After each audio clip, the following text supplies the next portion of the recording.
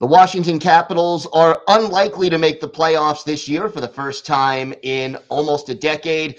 Dan Holmi of Locked On Caps is here to discuss how they got into this situation and what they may do to try to rectify it. We've got all that and a lot more coming up on today's Locked On NHL podcast. You're Locked On NHL, your daily podcast on the National Hockey League. Part of the Locked On Podcast Network, your team every day.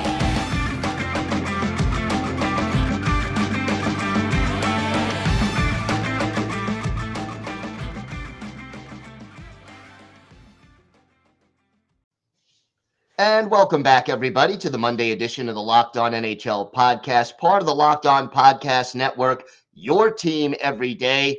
We are free and available on all platforms. I want to thank everybody for making Locked On NHL your first listen every day.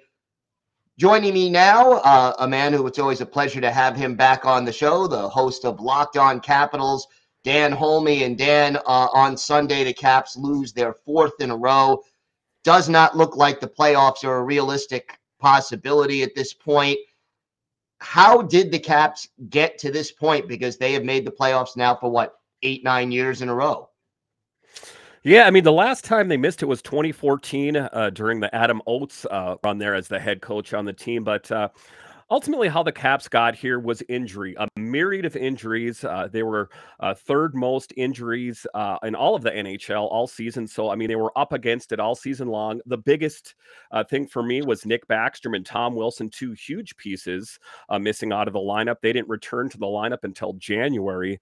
I got to think that they would at least have been higher in the standings. I'm not going to say they would have won the Metro division, but I think they would have at least been a spot or two in the standings if Wilson and Backstrom had been in there. And just part of it is this aging core and just the perils of being in win now mode and trying to protect the Ovechkin era. And I think that's ultimately why the Caps are in the position that they're in. They went out and made some moves during the trade deadline. They picked up Rasmus Sandin. They moved some pieces out that, ultimately I think they weren't going to help contribute to this team. I don't think they thought they were going to be able to give Orlov a new deal. Same goes with Gustafsson and Hathaway, but that's what it's all about, is just injuries, I would say, is the biggest thing. And then just trying to plug in these different players. They've never really been able to find cohesive lines or deep pairings out there, as it's always been in flux this entire season. I started this season with quite a bit of hope. They added Connor Brown, Dylan Strome out there. They got Darcy Kemper and Charlie Lindgren on paper. I thought this team was loaded for bear, but then Connor Brown got injured within the first couple games, and then we find out Backstrom's resurfacing and Wilson. So injury, I guess I would say, is pretty much what put him in this position. So if injury was a major reason for the team falling short of the playoffs this year, how do they deal with that during this offseason? Do they say, if we're healthy, we're going to be fine? Or are we going to see a lot of overhaul coming to our nation's capital this offseason? Well, I mean, I think there are some players that have played their last season with the Caps. One of them is a bit surprising, Evgeny Kuznetsov. He has expressed his displeasure of playing in Washington. He is the captain of his own fan club and thinks that he should be higher up skating out there. Sometimes he's on the third line from time to time. And, ultimately he is and has been a first or second line center, but sometimes he has not lived up to potential. Listen, last season he was in the top 3 in scoring on this team. It's been a bit of fall of grace this year. The other player, of course, would be Anthony Mantha, who's been hot and cold, and kind of the dagger for his chance in DC is when he coughed up the puck to Evgeny Malkin. Game-winning goal. That's all she wrote, and that would kind of really dash the Caps' hope there. But then just taking a look at free agents out there, the tough thing, a lot of times people ask me, well, this team's going to get better next year. And my question is always, how? If I take a look at the free agents out there, it's Connor Brown, Craig Smith, Carl Hagelin, Connor Sherry, and Matt Irwin.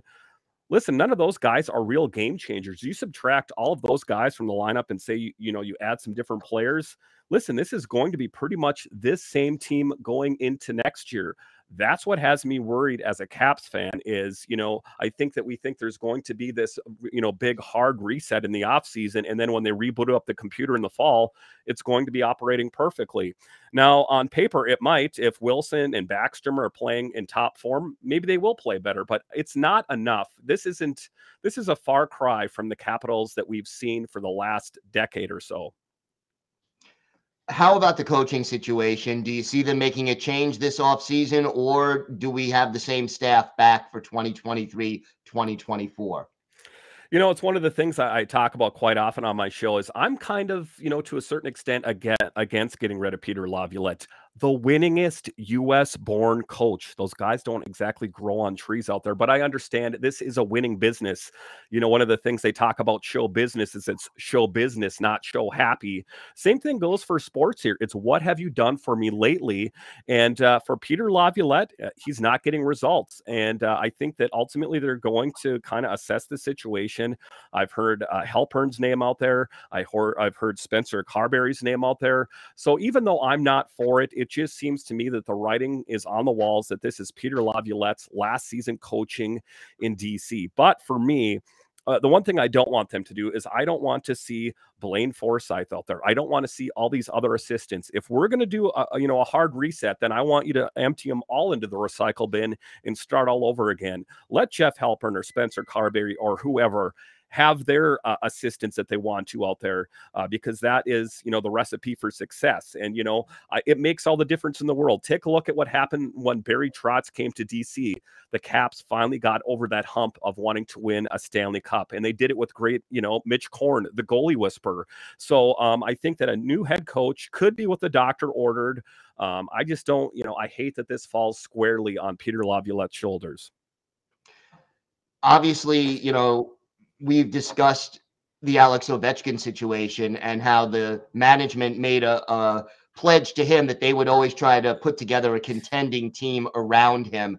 How much effect does that have on the direction this team is going to go in going forward? Listen, it's huge. I hear all the insiders, Tarek Elbashir, who covers The Athletic and talks about the Capitals, is that's always what he talks about, is that there's been promises made from Ted Leonsis and Brian McClellan to Ovechkin that he won't go through a tear it down to the studs rebuild, kind of similar to what's happening to the Washington Nationals right now. And because they're protecting his legacy, they want him to catch Wayne Gretzky. And Alex Ovechkin has always said all along that above and beyond his goal record, he wants to win more cups in DC before he finally hangs it up here. And I believe him. So I really hope that is the case. But I think to live up to our end of the bargain, we need to bring in players that are going to help this team win. I was talking to you earlier before the show, Frank Saravalli, NHL Insider, said it doesn't seem like the Caps are living up to their end of the bargain. They're going to need to make some big changes while protecting the nucleus, which I know is kind of flies in the face of what I'm saying, but I'm talking Backstrom and Oshie and Wilson. But everyone else other than that, I would say is expendable. So do you expect some kind of a big trade possibly being made this offseason? Yeah, listen, Chychrun was the big name around trade deadline. As you covered that for almost 24 hours there.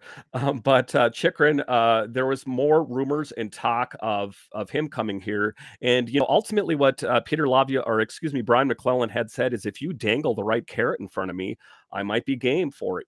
We're talking some of the big guys, like maybe DJ Oshie, maybe Connor McMichael or Hendrik Lapierre, two of the crown jewels of the Washington Capitals organization and the prospects.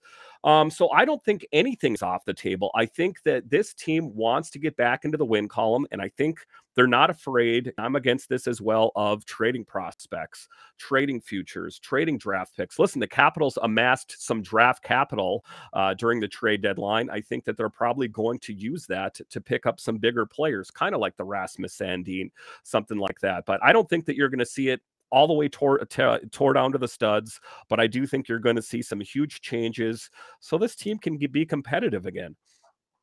All right, Dan, why don't you tell our viewers and our listeners where they could find the podcast and where they could find you on social media? Yeah, so you can find me on Twitter. It's at DanCaps218. You can find the show on Twitter. It's at Locked On Caps. Then, of course, you can find it wherever you find your audio podcasts and on YouTube. All right, Dan, always a pleasure. Thanks for joining us today. Thank you. Today's episode is brought to you by AG1 by Athletic Greens. The grip of winter is finally being loosened, and you may be trying to get back into a more healthy and active lifestyle. What better way to pair with some new exercise habits than a daily dose of nutritional insurance in the form of AG1?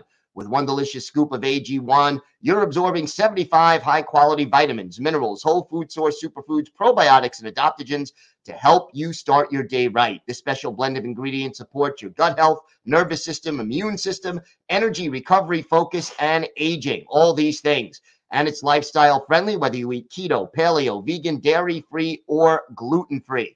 Right now, it's time to reclaim your health and arm your immune system with convenient daily nutrition. And to make it easy, Athletic Greens is going to give you a free 1-year supply of immune-supporting vitamin D and 5 free travel packs with your first purchase. All you have to do is visit athleticgreens.com/NHL Network. Again, that's athleticgreens.com/NHL Network to take ownership over your health and pick up the ultimate daily nutritional insurance.